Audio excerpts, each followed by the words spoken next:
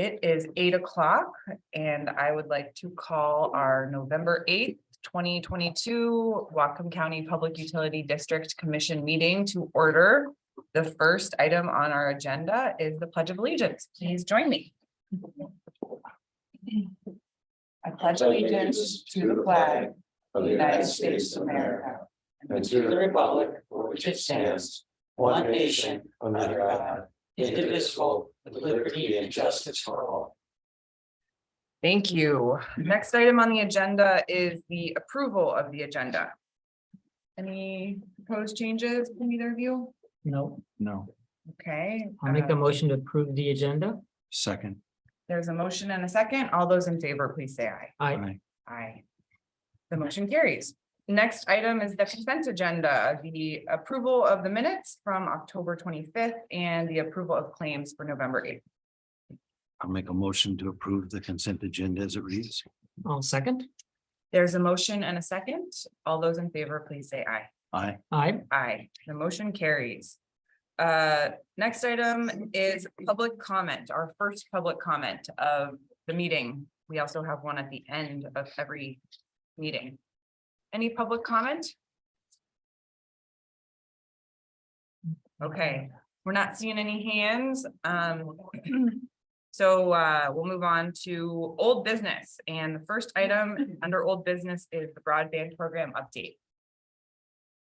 So just one quick update from me, and then I'll turn it over to Andrew. I did write a note to George Kahn, who's the head of WPUTA. And in it, I outlined the process we've been through with WISBO.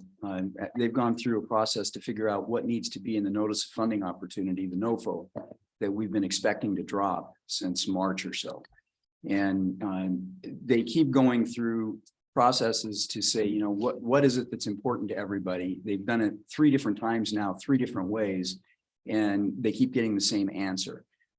And it just seems to me that they're fishing for an answer they're not getting. And they want an excuse to do things such as perhaps waive open access as a fundamental requirement of the permit. And there's 6 or 7 other things that we're very, very concerned about that the public agencies were very much united about. And they keep going back and saying, are you sure? So I asked George to reach out and contact the governor's staff and see if it was time for us to have a talk with them. And, you know, perhaps WISBO needs some guidance from above to get this thing resolved, get it out there on the street, and at least we'll know what we're trying to do. Yeah, maybe we need to have a conversation with the governor. Yeah, the issue right now is that we're about 8 months behind on the NOFO. And that means by the time we actually get funding, a full year will have passed that we're just missing. And this is an opportunity where we could have gone out and helped 1,000 or more customers get internet that don't have it today. And it's very, to me, a very frustrating outcome from this whole process. Okay.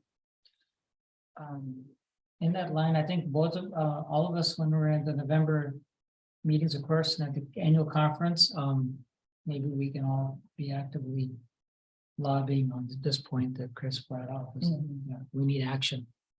Well, it might help if 1 or more of you, if you desire to, ping George and just say, hey, you know, Chris told us, and you know, we agree. And it's just, I don't know what would come of it if the meeting actually happened, but I just don't know how else we can influence things at this point with the broadband office.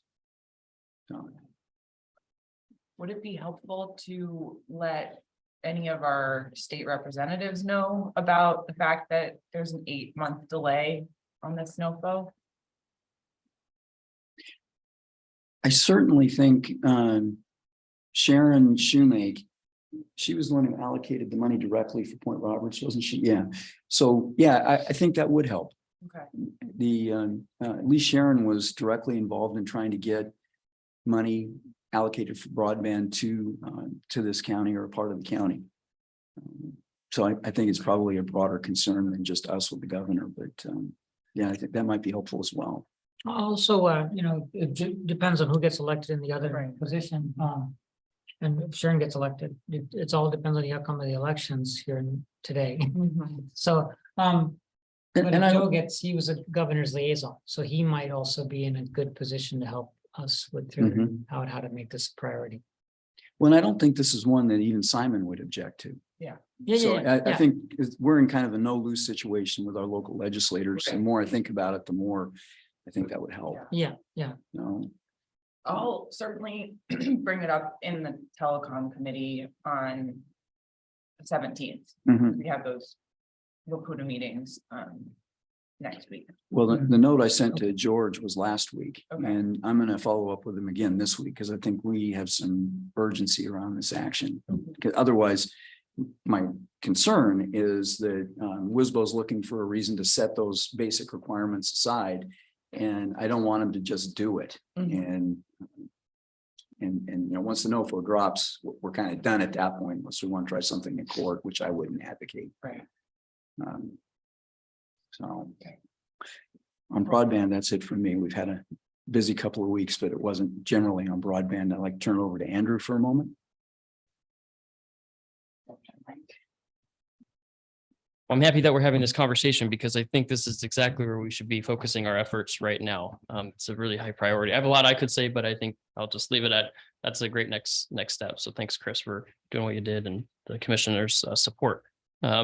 Just a real brief update with what we've been working on. We did meet with the Port of Bellingham and our steering committee, and we did discuss how integrating the county to have representation on the steering committee. So Chris and I and Rob and Gina will work with the county to identify a staff person to serve on the steering committee. So we'll more to come on that front. And we'll have to rewrite the ILA, but that shouldn't be a problem. I mean, that's a very easy thing to do. Interlocal agreement. Thank you. Yes. I do speak gobbledygook code. Our feasibility study, we're at the final yard here. I just checked in with Petrichor yesterday. They said that they're on track to have the feasibility study finalized at the end of this week. So we're just right there at the tail end, and we'll get that out to everyone to review. And then we'll have a Petrichor representative come at an upcoming meeting. Other than that, fiber is in the air. I don't know if we mentioned that last time, but fiber is in the air in the Nooksack project area. So feel free to drive out and you can see it on there and waiting to make the drop. So we're still on track for the end of the year for the first connection. So I think that's a huge win for everyone. We'll try to get some photos. Anyway, following the state policy and continuing to meet with our TAG Northwest friends and our Shelby Coalition and learning lots about what's happening at the federal and state level through those partnerships that we have. So I'll kick it back over to Chris. Commissioner? Yeah, so I bought fiber in the air. One of the good things about being exposed to the utility industry has been now I'm starting to know what I'm looking on. I look at poles. And so how many poles, what percentage of the poles needed to be replaced on that project? And is that a rough indicator for what countywide projects will be like, or no, is every area that different? On the current phase of the project, I'm not aware of any pole replacements being So they were able needed. to put fiber on existing poles. Yes, That's a big cost savings, right? rather than replacing it, yes, Yeah. yeah, and they're distribution poles, not transmission, so that's also helpful. The Mosquito Lake portion of the Nooksack project is a different story. They're currently evaluating that run as well, because there may be some significant pole replacements needed on that phase, but that's as much as I know on that project. Is there now. anything we're learning about that pole replacements, and so that our estimates will become tighter in the future? So I know from experience that when you go and test poles in any given area in any utility, you're going to have between 2 and 5% of them rotten and have to be replaced. And that's just for real. And then you're going to have a certain smaller percentage where you don't have enough height on the pole. So you need to replace it to get more height. Mhm. So I would estimate between 5 and 10% of the poles in any given project will need replacement. Okay. And what you'll find is you just got to go out and look at each individual one and find out. Mhm. So just in a predictive phase, if we get to where, we're having to replace 80, 90, 100% of the poles, that's where it would have our full attention. But if that was the case, no doubt it would be because they're lacking height. It wouldn't. Yeah, I was just bringing it up because I learned that was a big fact. One of the things that creates variability in estimates. Yep, it really is. It really is.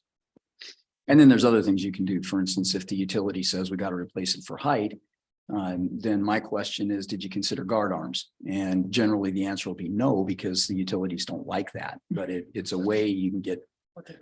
It's literally a piece of wood that you put on the pole that's parallel to the path of travel of the telecom utility. So if the high voltage falls down, it'll be deflected away from the, and that allows you to get away with different space requirements. But utilities really don't like that as a solution. They want you to replace the pole with a taller pole. So there's things that we can do as this comes up, but yeah. That's it. Thank you, Andrew. Just one other thing that occurred to me when we had our meeting with the port, Rob did say he was going to go to the Port Association with the same concerns and desire to talk to the governor. So I did let George know that as well, that the Port Association, it may be one of those things where if Wapouta and the Port Association request a meeting with the governor, it may be more meaningful than just one or the other. I have one thing to add under the broadband program update. On October 25th, the afternoon after our last commission meeting, I watched the county council meeting where Chris and Andrew presented. And I just wanted to give a big kudos to both of you. I thought that the presentation was really, really well done. And it's just the engagement that occurred was really healthy and productive. I think it was great to see so many county council members asking questions and really, just engaging on the topic of broadband. And we don't have all the solutions and the pathway forward exactly for our county, but I think we're making really good progress. So yeah, I just wanted to say, I was really proud of our little PUD after watching your presentation. Well, thank you. Thanks. That's it for broadband.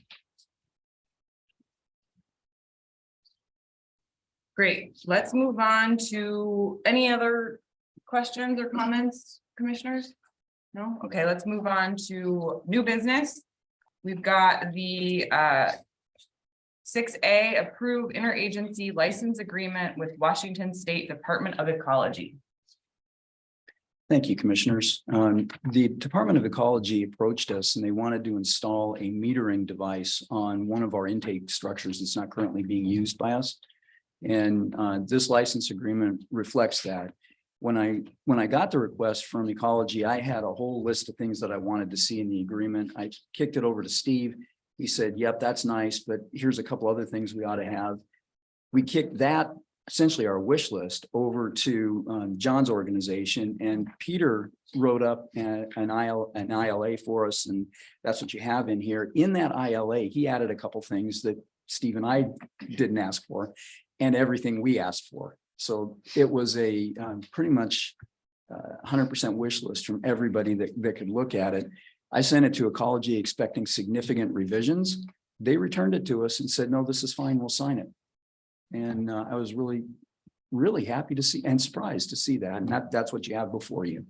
The memo kind of explains a little bit about what it is, but it indemnifies us for anything that happens out there. We get access to the data if we want it in a format that's acceptable to us.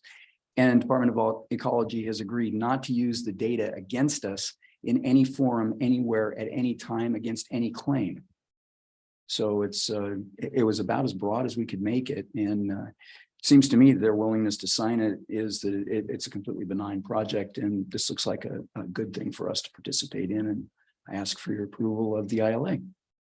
Determination. Or it's not an ILA, it's a license. There's several different ways that it terminates.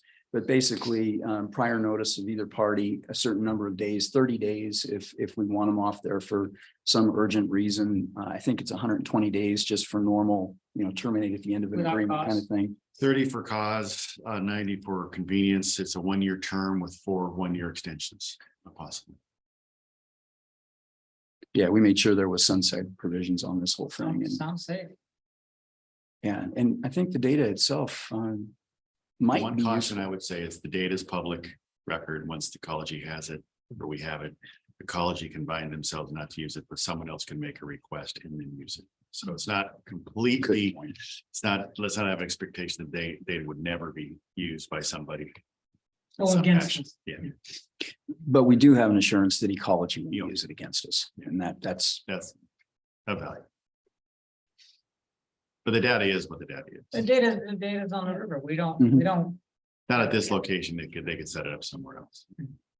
That's true. They potentially could go a few hundred yards downstream and get some other agreement from some other anyway. structure owner that, you know, private dock sticking out into the river or something. I mean, anything. Chris, could you touch on what the meter actually will be gathering, what information?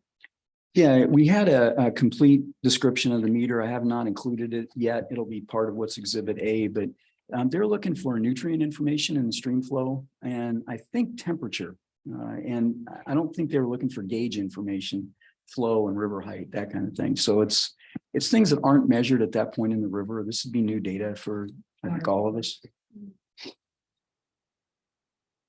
My understanding was a lot of nutrient information. Mhm.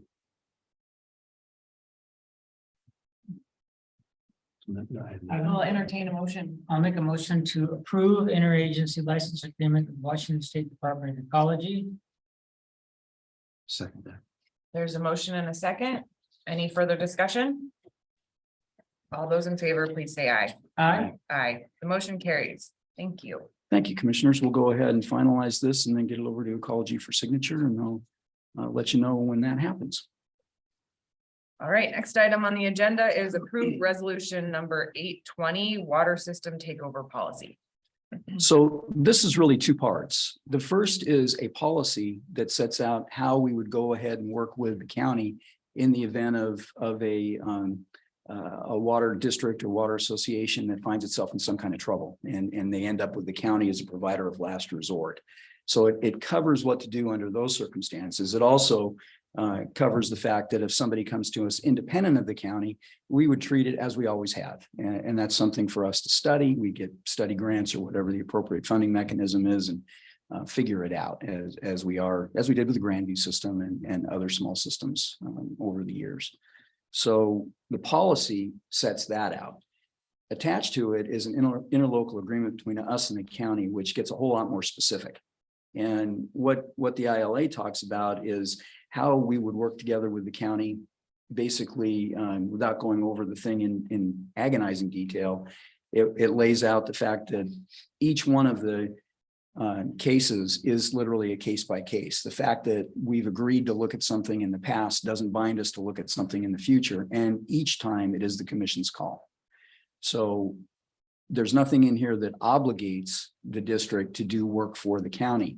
What this does is it provides a way for us to help the county if somebody comes to them and says, hey, we've got this problem. You know, we're a financial problem, a physical problem, a staffing problem, whatever. It gives the county, who then is the provider of last resort, the option to ask somebody who's got some expertise to look at it. And it provides for how we get reimbursed and what, if any, obligations there are on us. And basically, it's just for us to study it in good faith and make a recommendation that makes sense for everybody. So policy covers that, and then the ILA spells out exactly how we do it. If I can, John? a little further, so that we're not asking you for action on the interlocal agreement because that has not been sent to the county. The county is under statute to be the receiver in the case that a water system is placed into receivership due to financial mismanagement, financial hardship, operational mismanagement. And that is something that's commenced in court. There's been 2 in the state that have gone into receivership. So it's not likely, but the county has asked the district to pursue an ILA to be the receiver in the event this happens. As Chris said, this ILA sets it up that we're not obligated to, but these are the terms under which we would proceed to be the receiver, or in actually the agent for the county to be the receiver. The county is set up to be the receiver under statute or can contract with somebody. They've asked us to be that party in the event there was an action for receivership. These would be the terms. And again, we provide for recovery of costs from the water system. We provide for the county to essentially back up those costs rather than us going into a collection action. It'll be covered by the court. On the policy side, there's 2 aspects getting a little nuanced. One is that you take over management which is rather straightforward, is a contractual situation where the association would have to agree to pay you all your costs associated with that. And the other one is if they ask you to take over ownership. But there would be a process, there are association rules, there are articles, may set up how you can transfer assets, and they'd have to comply with all that before it came to you, and you would still have to agree. We just thought it would be good for the public to set out these policies so that these associations would know the rules or your expectations if they came to you and asked you to take over management or operations. So John, I mean, in the past, you shared only 2 in the state. But the regulations on water associations are tightening up. And there's more requirements than ever. So the small groups or even private hasn't gone to private yet. Maybe I shouldn't have said that, but satellite management's a big issue. A record keeping's a big issue. There's all kinds of, which is going to cause smaller groups to fail because they can't keep up with that. Right. Does that mean that those are the ones that are going to start being questioned? And So let me provide some clarity if I wasn't clear. Only two have gone into receivership by court action, by Superior Court ordered those water associations to be under receivership. That would follow the interlocal track because the county is by statute the receiver unless they contract with somebody. And only then would you take over management of that operation as a receiver if there's a court process started by the Department of Health. The scenario for the policy is that if a water association came to you, there have been multiples of those throughout the state. And yes, the rules and regulations are becoming more complicated. You have longtime water associations that have managers and boards that have been in place for 20, 30 years. You're starting to see the members of the association not run to take on those duties. So at some point, they may ask the district to operate the system without owning it. So those are the kind of scenarios we can see these small group B systems or the larger water associations maybe needing some management to help them comply. The policy sets the expectations so they know that there may be a special levy assessment if your facilities are below standard that we have to install to comply. We would do a study up front at their cost to understand what it would undertake to do this and bring them into compliance. So we felt the policy was valuable so that those associations, if they came to the PD, they understood in advance what the expectations were. But we would not be in a position in that scenario where these associations were non-compliance or having financial difficulties. It is not a mandate that they come to us. It is, you may voluntarily come to us. The PUD may decide on a case-by-case basis whether to take over ownership. But if you were, these are the initial expectations. So we felt it was valuable for people to understand. You know, Mike, and I think that you bring up a really important point because things really are changing. And you can think about, for instance, a small group B system or something that is having trouble buying chemicals. And they could come to us and say, hey, you guys buy those same chemicals. Can you buy for us? You know, and that's akin to assisting in managing the utility. So this would provide a vehicle for us to come back and inform you, hey, we've had this request and we're helping out. And here's what that looks like. And our costs are covered. so may I ask, I know we have Steve, we have Rebecca. They have a tremendous amount of water knowledge as well as you're gaining grounds and our staff. But to take over something like this, if we are not actually set up with the personnel to do this type of thing, say satellite management again and other things. So if we had to hire staff to actually go out there and test and take care of these things, who would cover that burden of cost? Would it be our customers, or would the county come forward and say, we'll give you the money to hire the staff needed to do what we're asking you to do? Well, it would depend on whether it was a water system voluntarily coming to us or the county coming to us. So in either case, we could go out, for instance, and hire Dave Olson or some other management agency and then pass through those costs to either the county or the agency making the request. And this would allow for both of those cases. And, you know, who knows what's going to happen in the future with water rights. It may be that a small association suddenly discovers it doesn't have sufficient rights. Yeah. And they go, you know, can you help? This would at least provide us a mechanism to study whether or not we could or should help and then make a recommendation.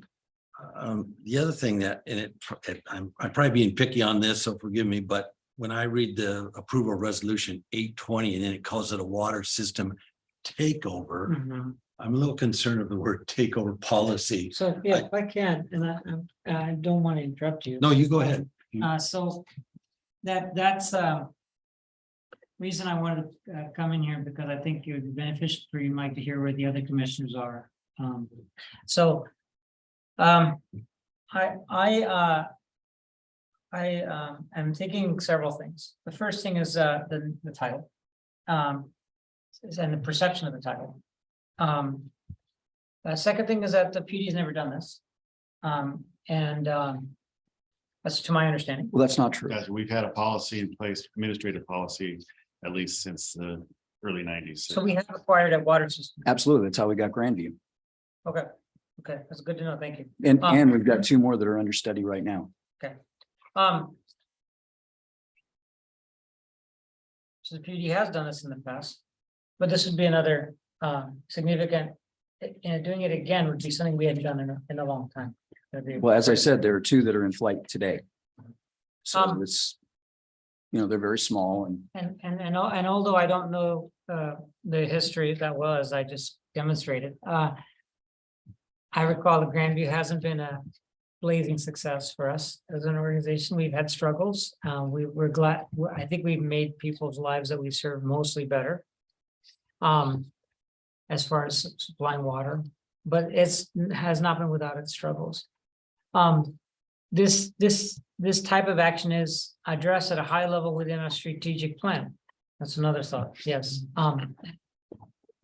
But I think what I'm feeling not a lot of policy support getting to this step of a water system takeover, because it's been a while since we've taken this kind of an action.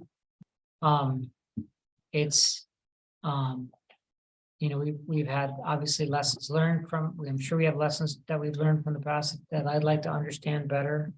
Like how we approach this is something that is important to me. For example, the principle of trying to support water systems so that they can be a success without us, as being a preliminary, the primary focus. How do we help our water system be a success without us?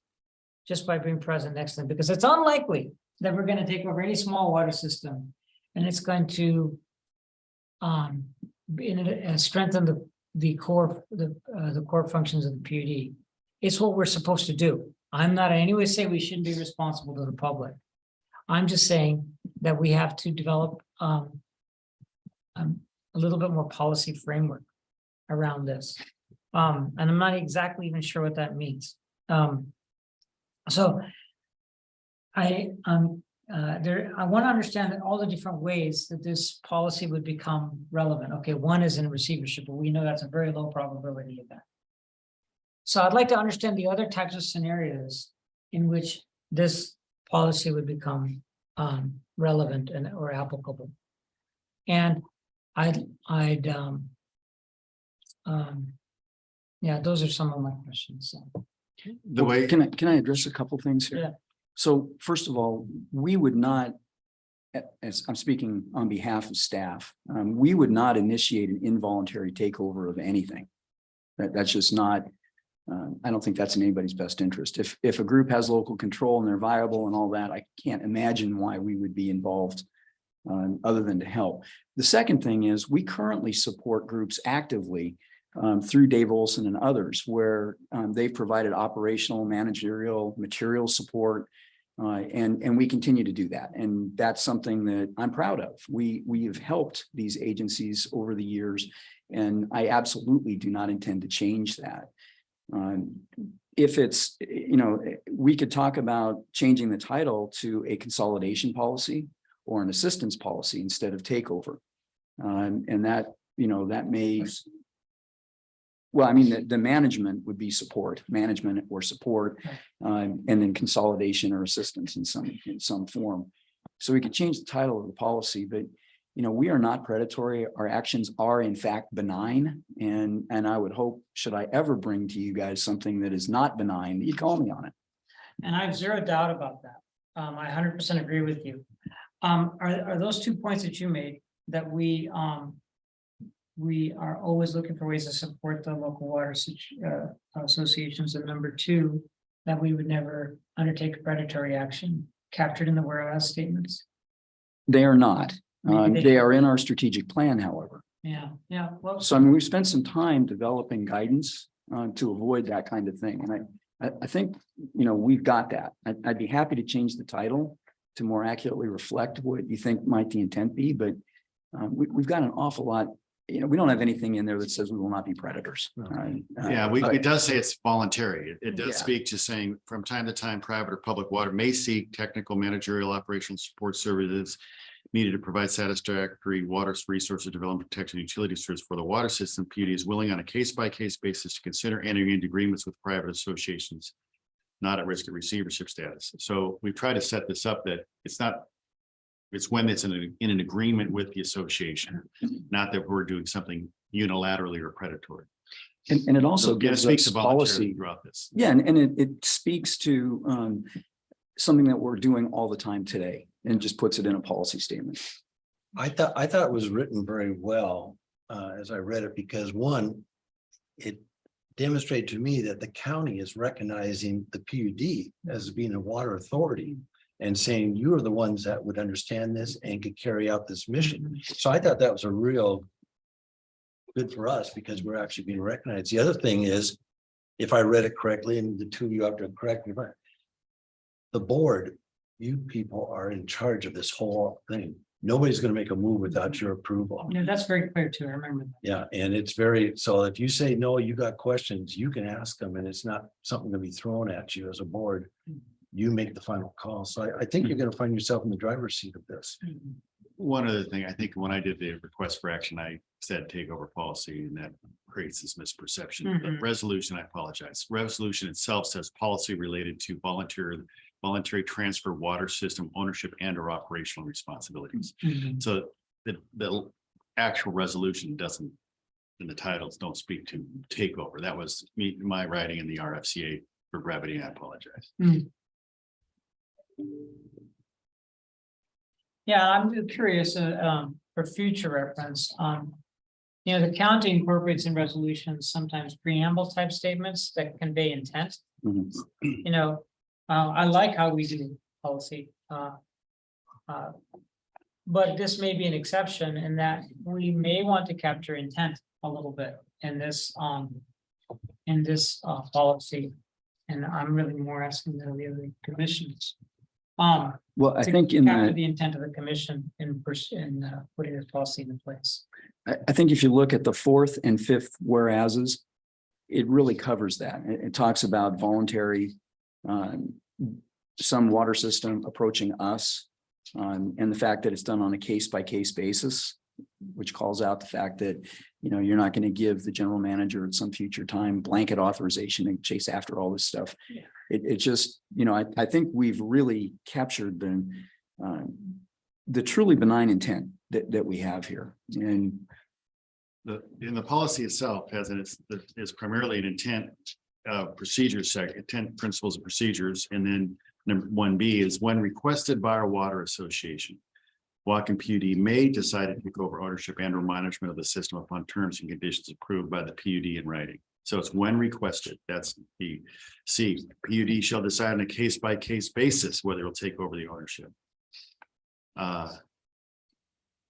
If a water system seeks to have PUD consider the transfer of ownership or management, then the water system shall first provide the PUD the following. And we go through the petition, if it's an ownership transfer, if it's just a management scenario. G, in the event the PUD receives a request for transfer of ownership and or management, the factors to be considered would include the following at a minimum. So I think the policy itself is pretty clear in that it's something that comes forth from the association. Yeah. Or system. And in 1D, when you look at that in particular, we would go and do a study. And if the study was, well, hold on a second, you just need to, hire and train an operator or pay us to, have an operator run out to your system, or no, here's what you need to do from an accounting perspective to bring, that's it. That's what we'd recommend. It wouldn't be to consolidate with the system. It would be, here's how we can help. And furthermore, this would provide a mechanism to recover the cost of whatever that study is, so it doesn't fall back on our customers unless it's de minimis, but. And we have examples that I don't, Steve, I would know way better than I, but we've done quite a few successful. Seven so far, successful helping bring from grant money to bringing. I think we bought the city of Ferndale once together with a private well, and there's many others I know that we've done. The auction, I think, was the other one ever since. So if Steve has a list of. Go ahead. Commissioners, yeah, we've done 7 consolidation feasibility studies that at the request of the association through Dave Olson to us. We acquired grants from the State Department of Health to do those studies. They range from combining two small group B systems to one. The auction barn over in Everson was another one. They didn't have water rights. Their wells were contaminated. We actually acquired about a $350,000 grant to do the 2 Badger Road line crossings to connect 2 systems. All of those feasibility studies were really about, we've got a system that's not in failure, but in need of assistance. What can you do to help us? We just got the 2 requests. Chris signed off on those a week or so ago to do a combination feasibility study of combining or bringing the 2 trailer courts north of Grandview there into and connect our system. What will the final determination be made? We don't know yet, but so yeah. And Dave Olson's been working with water associations now for almost 15 years in doing just that. He gets a call from Association A to say, hey, we don't know what we're going to do. We need an operator. What can you do to help us? He lines somebody up. It may be his own business to provide that kind of assistance. So we've got a lot of experience in systems associations coming to us and saying, we need your help. What can you do for us? And in all the cases so far, it's never been help, take over the system, manage the system, provide operators, could be a combination thereof. So we've got a lot of experience. What really does, I think Chris said it before, is it's put all of that responsive action into a policy and says, here's how we're going to do it. Okay. In 1992, the county council actually passed a resolution similar to what the ILA does and said, we recognize the PUD as that has the potential to take over systems, operate systems, provide that kind of assistance.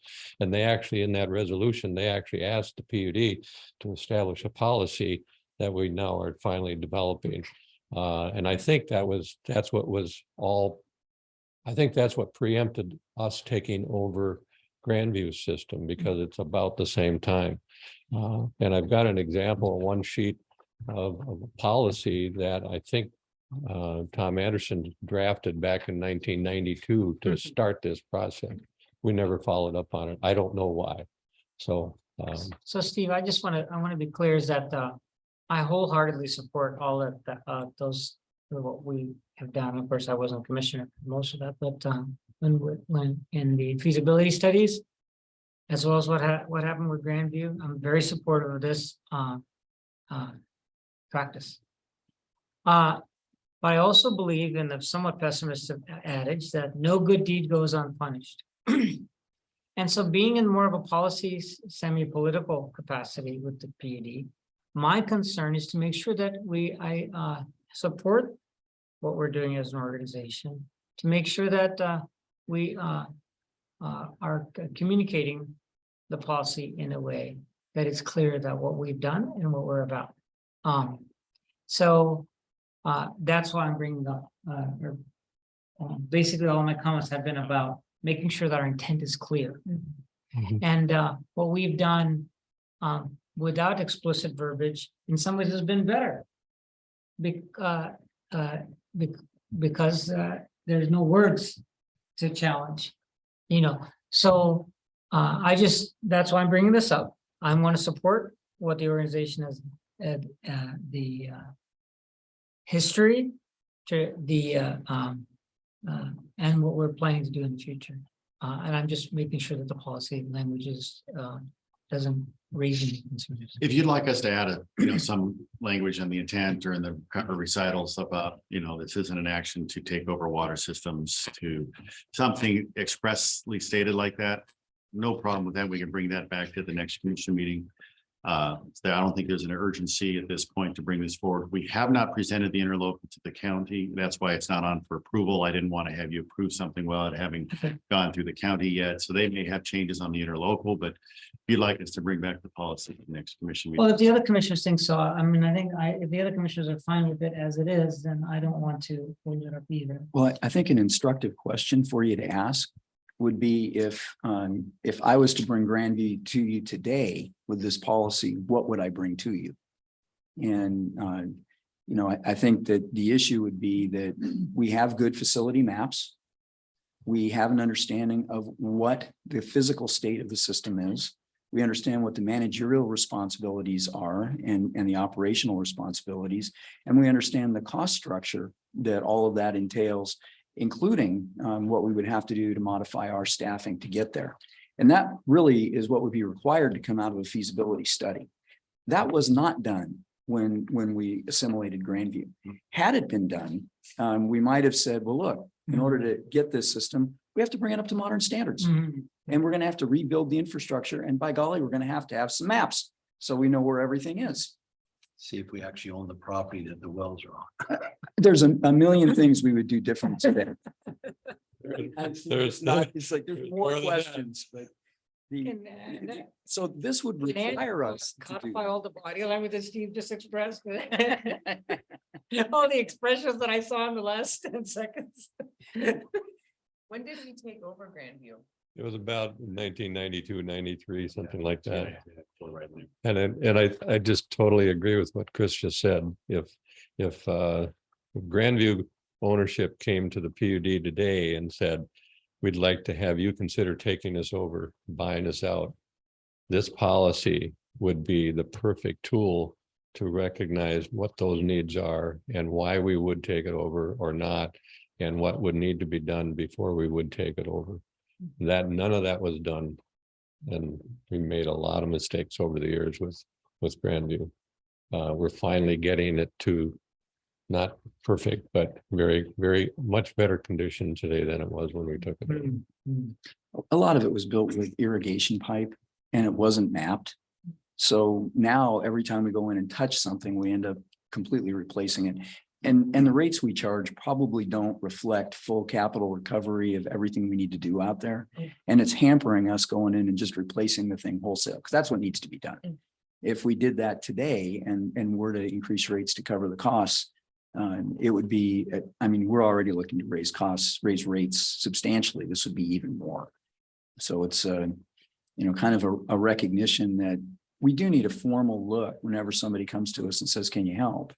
When we say yes, and here's what that help looks like. And I know, and that we've had that thorough, detailed look at what it is that we're considering doing.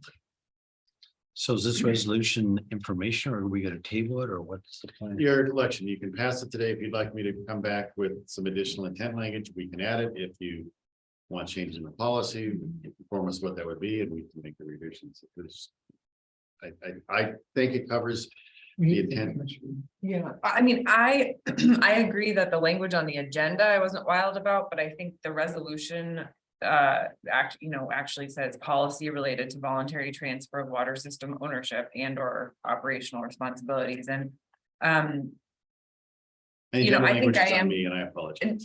I'm comfortable, like you said, Commissioner Murphy, I think that the fact that the county came to us and recognized, our expertise and ability to help some of these systems that might be facing more challenges in the future for all the reasons that both of you brought up. To me, it aligns with, and I don't know the exact language I was going to ask, and maybe is there a strategic plan lying around somewhere? I think it aligns with what we've talked about in our strategic plan as far as supporting small water systems. Yeah, it's WS.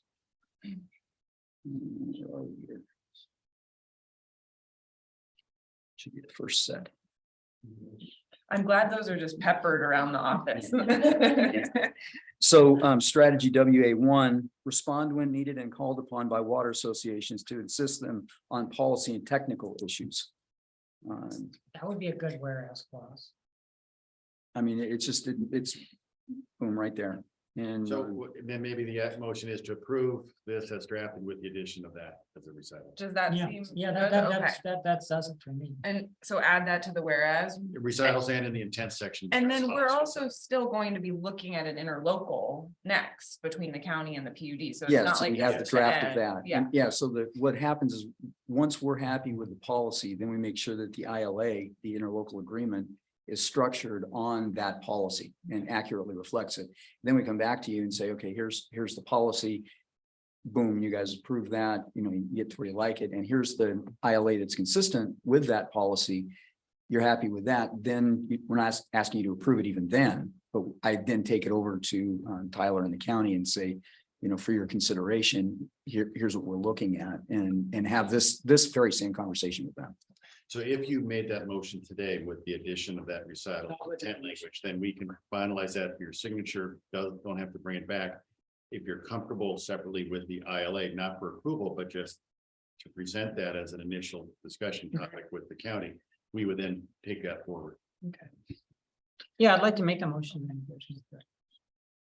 So, I'd like to make a motion to adopt resolution number 820 for the Public Utility District number 1 of Whatcom County, policy related to voluntary transfer of water system ownership and or operational responsibilities, with a additional whereas clause addressing the PUD approved strategic plan policy WA1, WA2, Pardon me, WA1. I'm sorry. WA1. That's my motion. Actually, it's 1 and 2. 1 and 2. But really, WA1 is the focus. Wow, We actually hit it on the strategic plan. It's in there. Yeah, yeah. should I ask you to repeat that whole thing? I'll second that. All right, there's a motion and a second. Any further discussion? All those in favor, please say aye. Aye. Aye. The motion carries. Thank you. Thank you, commissioners. All right. Revision this week. All right, new business, 6C is approve amendment number 1, RH2 professional services agreement for regional water supply plan. So I'd like to call on Rebecca to talk to us about this. Is Rebecca on? There she Yes, is. I am. There she Good is. morning. Excellent. Good morning, commissioners. Good morning, Morning. And Chris both the and next John. 2 items are closely related. Yes, I would like to speak on the background of both B and C, or C and D, because they're related. Just going back in a little background history, the PUD is a grant manager currently for the Regional Water Supply Plan grant that we received from WDFW in 2019. We received that grant on behalf of the Watershed Management Board.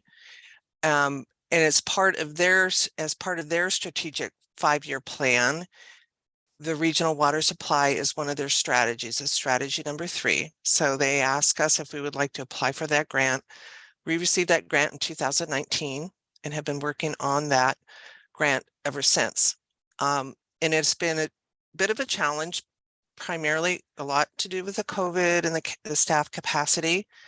We finished phase 1 in February of 2021 and moved to phase 2. We did hire, with the approval of the Regional Water Supply Working Group, which is made up of staff of the Watershed Management Board. We hired RH2 to take on phase 2, which is actually taking the plan, the information that was gathered through phase 1, and adding, which was 3 pilot subbasins. We added an additional 11 subbasins to include in this regional water supply plan. So we've been working on that since 2019, early 2020. We realize now we're very close. We have close to a final draft of the regional water supply plan. Our original contract with the WDFW, it is in term is December 15th of this year. And we looked realistically at the challenges between staff capacity of the working group and also the capacity of the consultant, and realized that we needed to ask for an extension of time. So I met with the WDF grant managers 2 weeks ago, and they have agreed that we can, they are working on an amendment right now for our grant, but they have agreed that they will extend that time to February 1st of 2023 to allow us to actually write the plan, get it out there, have a presentation. It's just time. It's taken longer than everybody expected. Primarily, that time included a lot of data analysis, going through the 11 subbasins, the back and forth commenting between the consultant and the regional water supply working group, just setting up the meetings. All of that has just taken a little bit more time. So that the professional service agreement amendment is just to extend the date. And we decided to extend that through February of the end of February 2023. The grant will actually end on February 1st of 2023. That the timing there, but we, Steve and I talked about it. We have some additional funding, and you may or may not remember, we signed an interlocal agreement with the county a couple months ago for an additional $16,000 to add to that grant funding that we're getting from WDFW to help cover some of the costs outside of what the grant could cover. And that includes doing a presentation locally and possibly extending that to a regional audience as well on what this regional water supply plan could do for them. So that the PSA is only for extending the grant through February of 2023, to the end of February 2023. And I'm going to just jump to the work order, which is the second item, which is work order 17. That's the work order RH2 has been working under for this specific grant. Steve and I and our grant coordinator, Becky Peterson, met with Andy Dunn of RH2 2 weeks ago to discuss realistically if there was enough funding. They are down to about $17,000 in their budget. Our original budget with them was $120,000 and $215. Don't quote me on that. I have it here. But realistically, to allow them a little bit more time to review the comments and get everything done, they came back with an additional ask of $12,000. We can cover that within this interlocal agreement with the county. So we could take it out of that. But I've also asked WDFW to consider giving us an additional $12,000, and they are considering that as I speak. I mean, I should hear from them, and then hopefully I don't know if I'll hear from them this week or next week. So either way, the grant funding for that additional $12,000 is covered. So that the work order 17 would be not only extending their term, but adding an additional $12,000 to their budget to bring it up to $132,512. And I'm open for questions. I just wanted to kind of give the background, and happy to take some questions, and Steve can jump in if he wants to.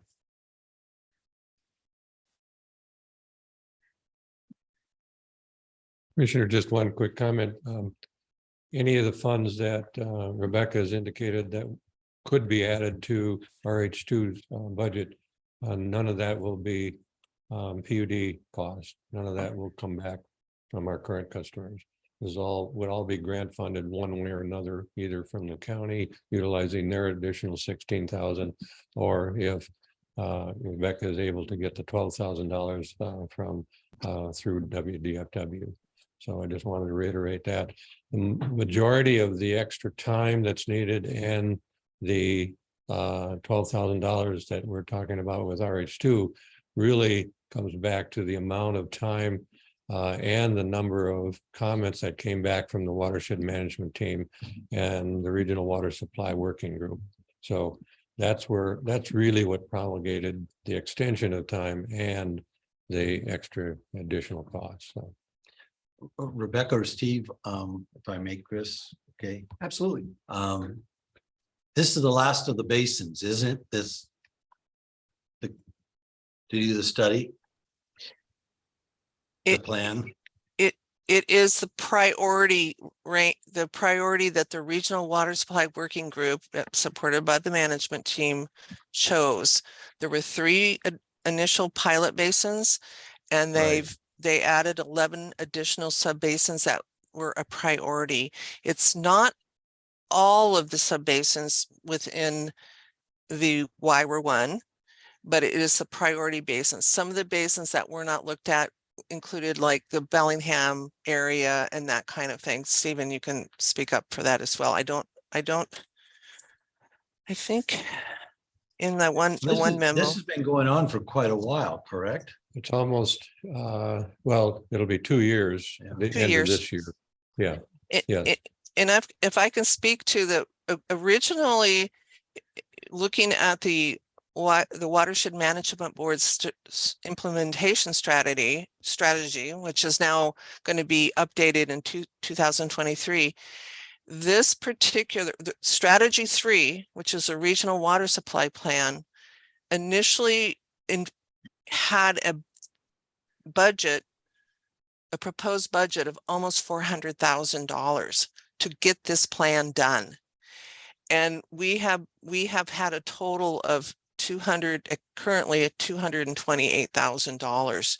So that's another issue, because they envisioned it being a much, trying to get all this information, because if you stop and think about the information that has been collected for just 3 subbasins and then you extend it to another 11, getting that all together and then coming up with some recommendations or sort of implementation ideas of how each of those basins can be can help answer some questions on habitat, in-stream flow, and water quality. So I've been amazed that we've been able to accomplish as much as we have with the budget that we've been able to get. And I have to do kudos to the WDFW, who is our grant manager for this grant fundings, which comes from the EPA through the Puget Sound Partnership. They have been very good to work with. They understand the issues. They are working with me and trying to help resolve at least a little bit more funding issues. So I'm optimistic that we might get the $12,000. We first came back to them 2 years ago, well, back in 2020, late 2021, and asked if we could get $65,000 more dollars. They gave us 48. So it was not as much as we wanted, but now if we can get to 12, it'll be almost $60,000, which is what we kind of guessed we might need in addition to the original $200,000 grant. So there are a couple subbasins that were not included, finalized or in this final draft, but I think the big one is Lake Whatcom is not included. Yep. Samish is not included, and I think that there's one other one yet. But as Rebecca indicated, it was a prioritization with the water supply plan working group that we came back and said, we've got a budget to do X. We're going to have to prioritize. I think it took 2 different meetings of the water supply working group to come up with that. Okay, what do we got left? And why are we picking the ones that we're picking?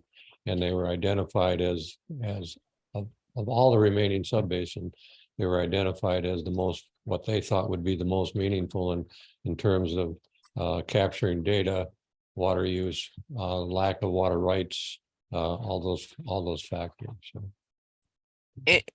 Yeah, and if you look at the amended work order, it does list the order of the basins. So the first 11 would be the ones that are included, and that's a total of I believe 18 basins in the county. So, but that was that effort in itself, between working with the Regional Water Supply Working Group, which is, I can remind you, is the 2 tribes, the county, all the cities of Whatcom County, and the Ag Water Board, who is an ex officio member of the Watershed Management Board. So there was a lot of discussion about what basins got included in this regional water supply plan. Thanks, Rebecca. You're welcome. So the request is to approve the amendment to the PSA for an extension to February 28th of 2023. It's not a leap year. And for work order number 17, it's amendment 2 to increase their budget by $12,000, not to exceed $132,512. Thank you. Do we need to do these separately? You're gonna make 2 separate. Okay. I'll entertain a motion. So I'll make a motion to approve amendment number 1 to the RH2, what's the name of the organization, professional services agreement for the regional water supply. Second. There's a motion and a second. Any further discussion? All those in favor, please say aye. Aye. Aye, the motion carries. And I'd like to make a motion to approve amendment number 2 to the work order associated with the professional services agreement to the RH2 regional water supply plan. Second. there's a motion and a second. Any further discussion? All those in favor, please say aye. Aye. Aye, the motion carries. Thank you, Rebecca. Thank you, commissioners. Next item on the agenda is the general manager report. Before Chris, you start, I've already made changes to the earlier resolution on the voluntary. Work for management or operations. I've sent it to Chris and Steve, so you can look at. Great. Sorry. It's okay. Yeah. So I just have two relatively quick things. The first, which is the quickest, I talked to Brian about an operations update yesterday, and he said he really didn't have anything. So that's, he was actually okay that he's not on the agenda.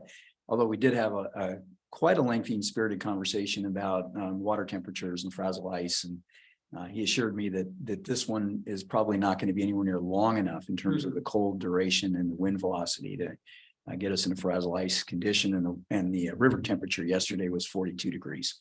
So we've got a lot of cooling that would have to happen before you get there. So we're not there. And that would have been his operational update, I think. And then if you'll recall, last week, you got a message from Laputa inviting anybody, any and all comers to a meeting with Congressman Del Benes, herself and staff. And it was hosted by the Special District Association of Washington, which I have to apologize, I didn't even know existed. Didn't know it was a thing, but it is. And when you think about it, it would be all the little water districts, it would be the cemetery districts, the hospital districts, anything that you would consider a special purpose district, which would include PUDs and port authorities and other things. So it turns out that it's a group that really does look out for our best interests at the Washington, D.C. level. And that's what we were asked to kind of chime in on. It turned out, and I'm not sure how it happened, it was just George and I on the call for Waputa. And I don't think there was a selection process there. I think it was a deselection process. We were the last two who said okay, or the only two that said okay, and so we were there. That being said, it was really kind of interesting because the conversation focused around the definition, first of all, of what a special district, a special purpose district is. Thank you.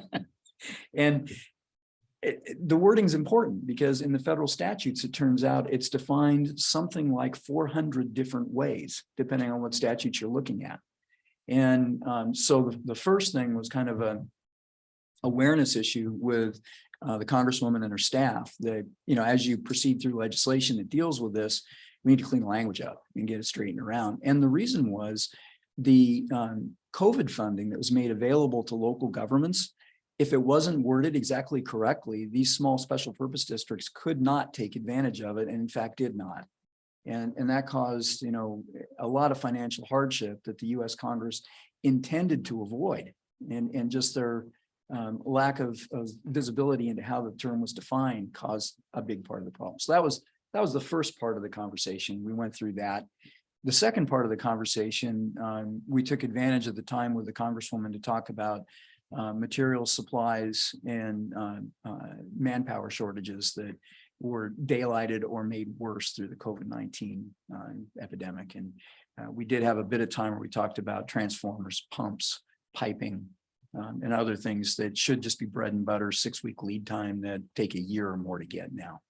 And we didn't have a specific ask of the Congresswoman because we're not really sure what the fix is.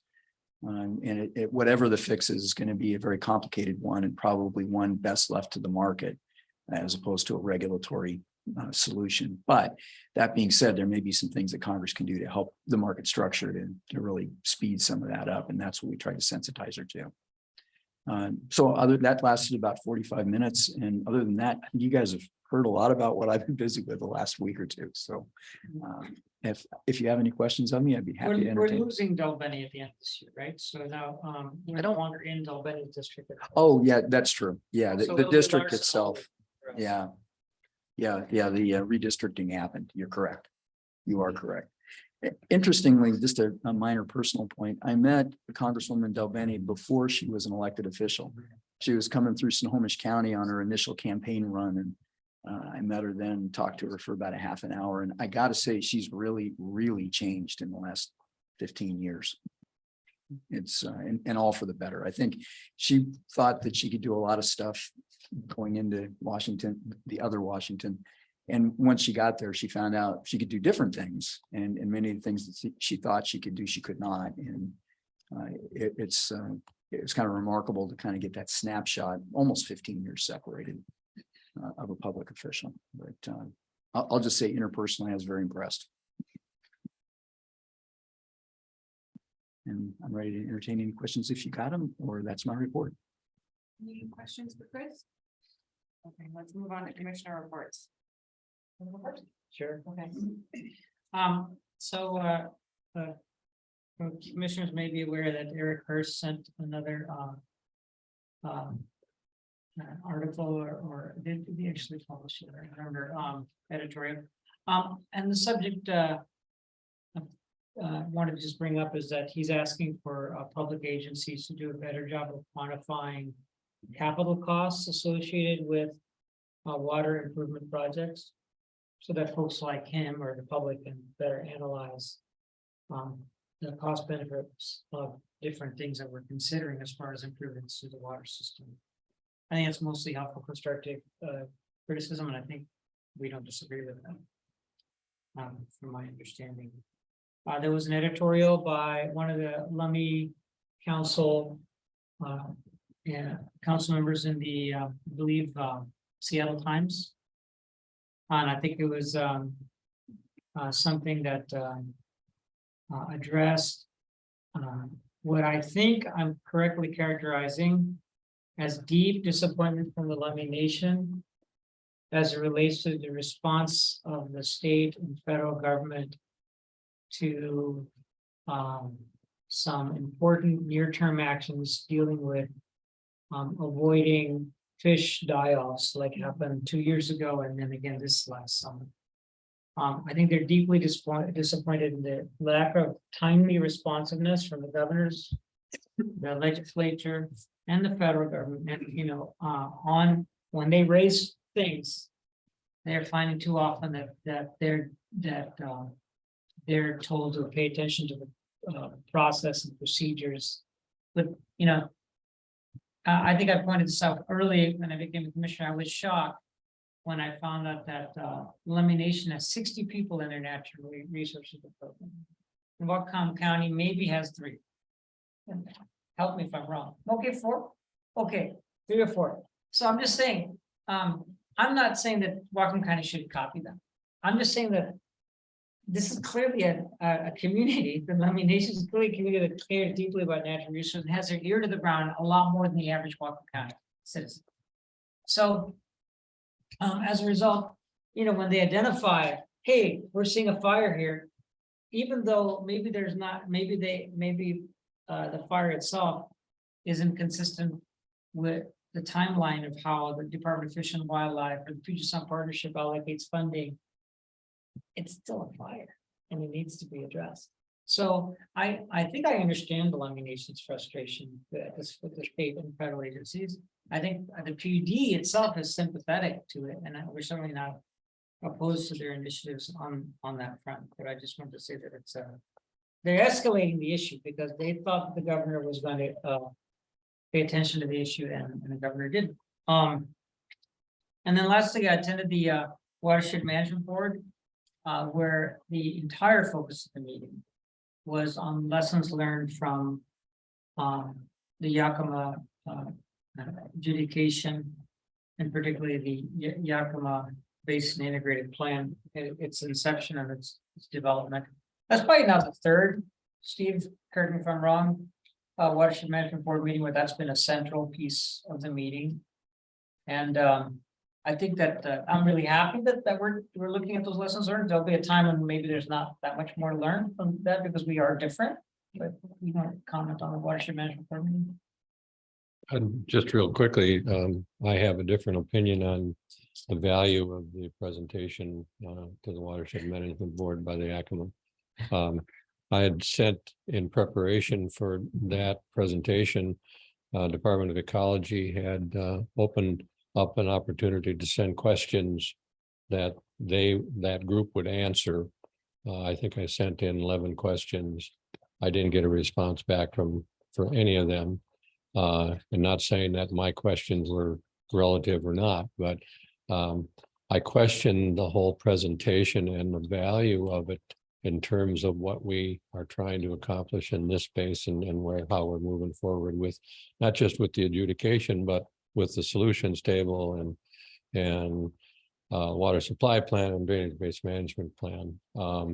I think that one thing that came out of that presentation was clear. It's all about building relationships and building trust amongst the working, whether it's the tribes, Fish and Wildlife, Department of Ecology, the PUD, cities, and so forth. I think that's the key message that I got out of that. Matt Wells, our attorney, one of our attorneys, commented back to me, and he said he highlighted some of the things that he was aware that took place since 1990 in the adjudication in the Yakima Basin, and then how the integrated plan was then finally came about and was finalized. And again, I think that the key thing is building relationship, building trust, being able to talk to one another, and have some consolidated or at least collaborative leadership on those discussions and moving forward. So that'd be my comment. And thank you for that. Is there a possibility that we can get Ecology to address your questions and maybe a follow-up meeting with Ecology? Or maybe invite them to our commission to address our specific questions? I think we can ask, but we're really pushing on a rope there. If they're not going to answer, they're not going to answer. Could we add it as a whereas clause to our agreement? We can.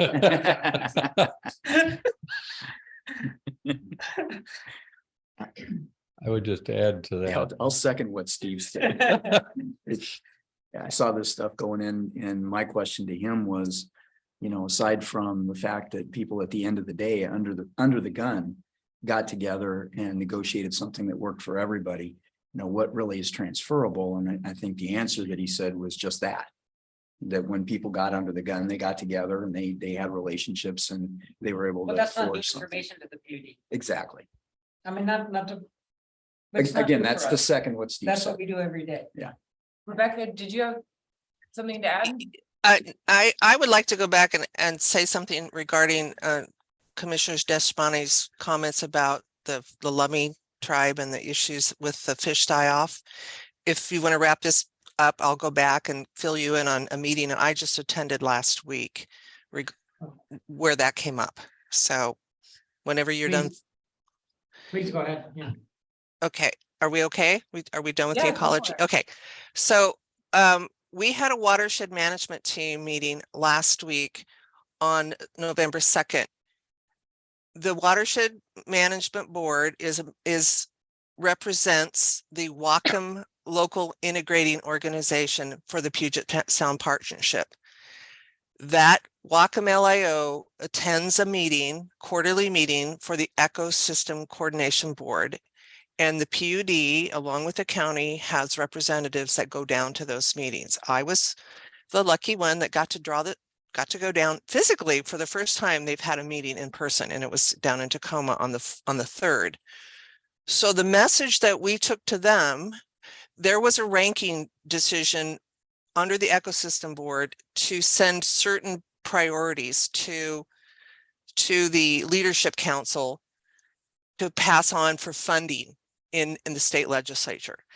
Salmon emergencies was one of the ones that was listed for both the LIOs, the Local Integrating Organization Group, and the Salmon Recovery Council that also meets under the Puget Sound Partnerships Authority. So our message to them, and I was very pleased when I walked into the meeting on Thursday that Victor Johnson of the Lummies was there to also speak towards the salmon, what they're calling the salmon emergency. I think they're going to come up with a little different name because it didn't rank very high on priorities for either Salmon Recovery Council or the Whatcom, the local integrating organizations that meet as the Ecosystem Board. So I just want to give you a heads up, Commissioner Dishwani, that this priority was raised up. It's people, there were other people in that group from different local integrating organizations all up and down the south or the west side of the corridor here, from Stillaguamish up to the San Juan Islands, saying that is a priority. So it has been raised to that level. It's there. The Salmon Recovery Council, we as the Ecosystem Board Committee, we asked the Salmon Recovery Council Committee, who's meeting on the 17th of this month, to please raise that priority, that it isn't critical that there's some kind of plan in place that when there are these kinds of, and they're probably going to happen again for various reasons, that they're not considered they're just not ignored. There's going to be a plan put in place to, when there are these kinds of emergencies with, whatever it is, climate change, which is going to not go away, but these like die-offs that they had. So I just wanted to give you that update. So a little more optimism, I think, hopefully. And it was really nice to have Victor there from the Lummies because he also spoke to it as well. Thank you for letting me have that time. Thank you. And I just have one last item. I attended the PERMS meeting the same day on the 3rd in Tacoma, which is one of my most exciting things I do in my life. Risk management is always exciting. There's one small item that I just want to bring. I brought it to Chris's attention, and our team is completely on it. And that is that we pool our liability, right? So so for facilities and things like that. So one of the things that we're pulled into liabilities for our potential for our electrical infrastructure causing fires.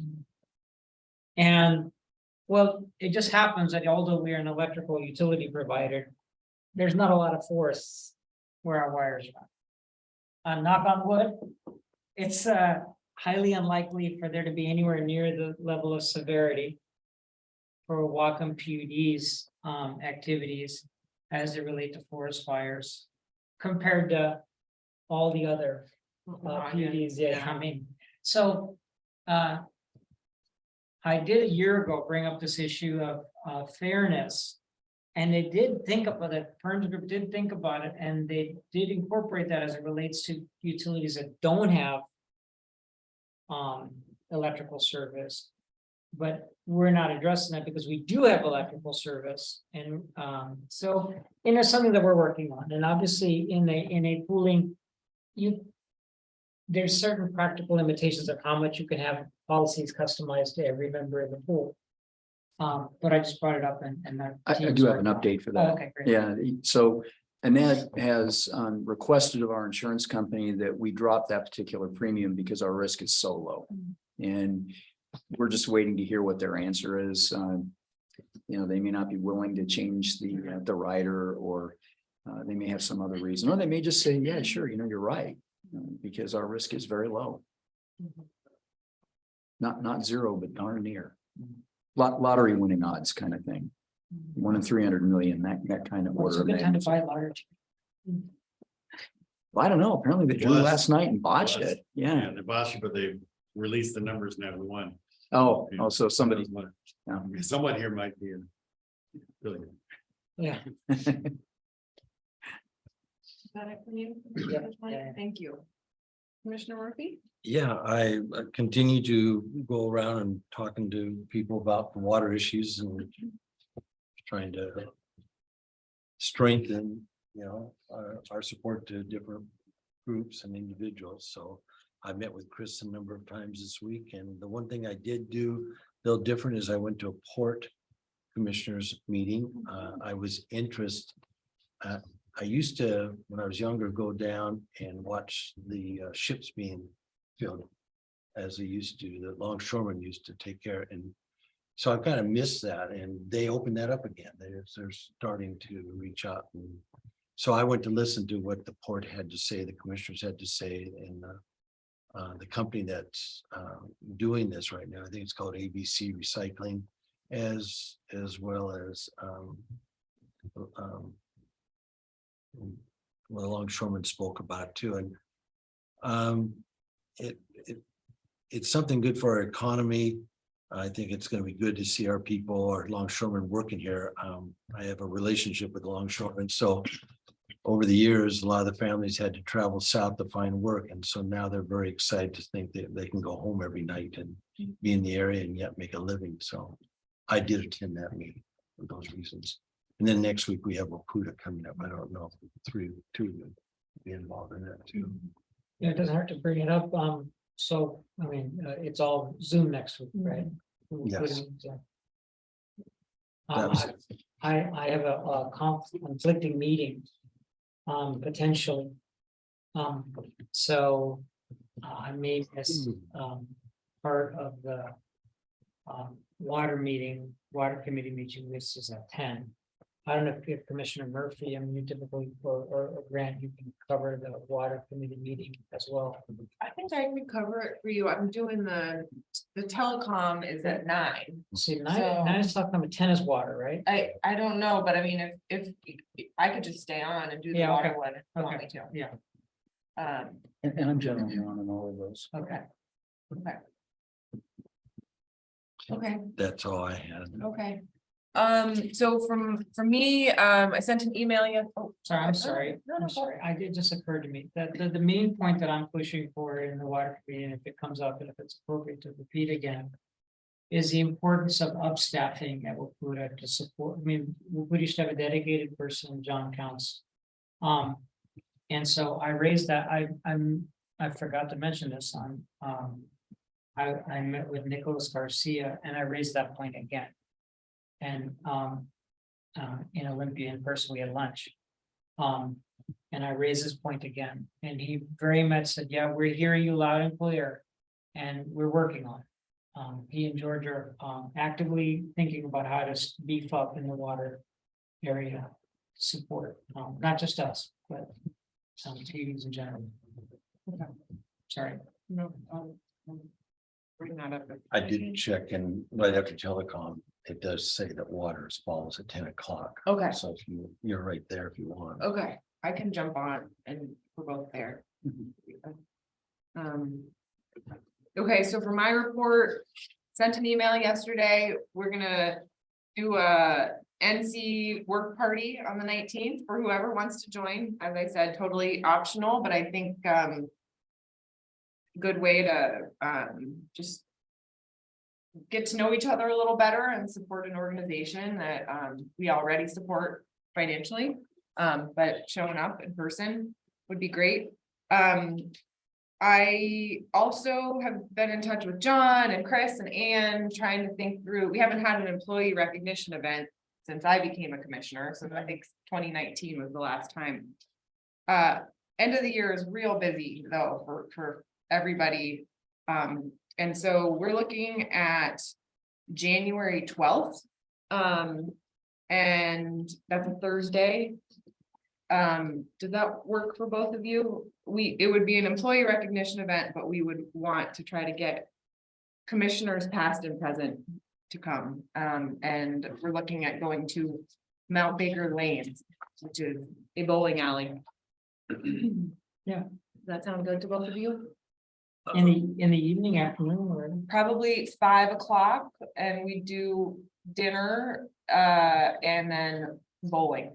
And We're not gonna eat at the bowling alley though, right? there's The a bowling alley- restaurant at the bowling alley. They actually have decent food at the bowling. I alley? don't know if it's decent, but the menu didn't look terrible, and we can't start bowling until 6, so we'd have an opportunity to say some words, recognize our employees that have been with us for different periods of time. And I hope that you'd be able to make it too, Commissioner Murphy. Yeah, if you want past commissioners there, yeah. I'm Absolutely. planning to invite Jeff McClure, and I don't know if Paul is still in Whatcom County or. Paul's not in the state. Okay, He won't be in the state in January, all right, well, but it'd be nice to, if you're doing that, it'd be nice You to can be see. assured that he'll be happy though, wherever he's at, right? Cause Yeah. Ann did a great job of, for all of us, saying goodbye to Jeff when he went to. when he went Yeah, to that his was pretty office. awesome. But it would be nice to speak on to him in It would person. be That wonderful. would be nice. yeah. And I will reach out to Paul for sure. Okay, so January 12th sounds good to both of you. I wanted to run it by both of you before we Yeah. sign on the dotted All right, line. on my Okay, calendar. and thanks to Ann for helping with that, and it should be fun, and hopefully, yeah, it's been a long 2.5 years, and we've gone through a lot as an organization, so maybe we have some secret, like, really great bowlers in the organization too. So Look at me. yeah. I hope not to embarrass myself. That's Which valid. one I was at? It's Mount Baker Lanes, and we'll send an email out with everything. Is that the one at Ferndale? or- Yeah, it's at Ferndale. Okay. Just planning to go to the November Waputa meetings virtually. Really was wanting to go to the Spokane annual conference, but I just don't think I can pull it off this year with winter travel. So I don't know if I'm anyone going. else. I'm You're going to okay. you mean the November The 30th December ones, through yeah. December 2nd. Yeah, the room block closed yesterday, and it's just not working for me this year, but hoping to do some of those in person next year. And we'll be doing the virtual ones in November. And the other thing is that on November 21st, the Tag Northwest group is doing a book club. They're reading Internet for the People. And I've started reading it, and Well, I wanna it's- get that book. it's really, I'm only halfway through it, but it's good. I don't know if it's appropriate for multiple commissioners to be at that. I'm planning to go, but I just wanted to share Yeah, that there is a new book. It seems like Fiber was kind of the last book Yeah, that yeah. came out about public broadband, and so it's been helpful for me to kind of learn about the background of how we got to where we're at in our country. You can both attend, any of the commissioners can attend, we should not meet together and or discuss. discuss policy. Okay, Yeah. okay. And then I reached out to Lisa Wilson with Alumni Nation. She was part of that study mission that you were invited to go to. And she wrote Um, that editorial too. Oh, Yeah. did she? Okay. So I haven't heard back from her, but I would love to just learn a little bit more about what we all learned at that study, what were the outcomes from that study mission. So I don't know if you've heard anything about it, Chris. No, but- they told me that I'm kind of an emeritus member of the group, so they were gonna have an after meeting or an after trip kind of debrief and Mhm. presentation. And they were gonna invite me to, and I haven't been invited. Okay. So I don't know if they haven't had it or if they had it and I missed it. I'm not sure what's going on there. Okay. Well, keep us posted. So that's it for me. So let's move on to public comment.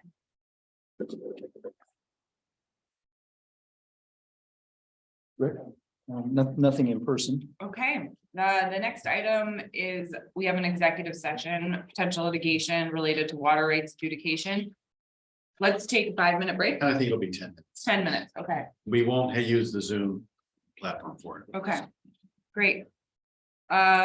Well, we'll be back to formally end the meeting after the executive session, but for now, yeah, let's take a 5-minute break. And no actions anticipated after the executive session.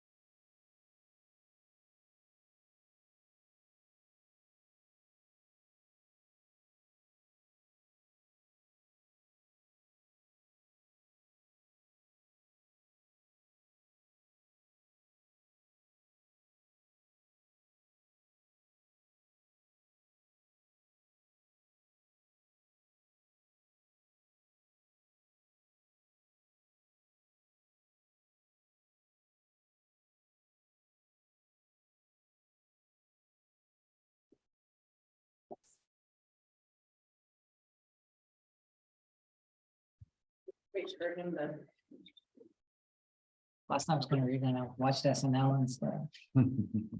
That's Right, we should be good to go. We should be good to go to close out if we need to. I have to read to fall asleep. So I get multiple opportunities to fall back asleep throughout the night right now, which is awesome. So I'm getting a lot of reading done. Can you guys hear me in the commission room? Well, you have a very glass half full. Yes, you like that Yeah, very approach, positivity? yeah. Yeah. Okay, it's just not showing. Can you guys hear me in the commission room? Oh, okay. All right, we're good. Okay, we're just returning from our executive session, which was related to potential litigation for water rights adjudication. There was no action and the meeting is closed. Thank you.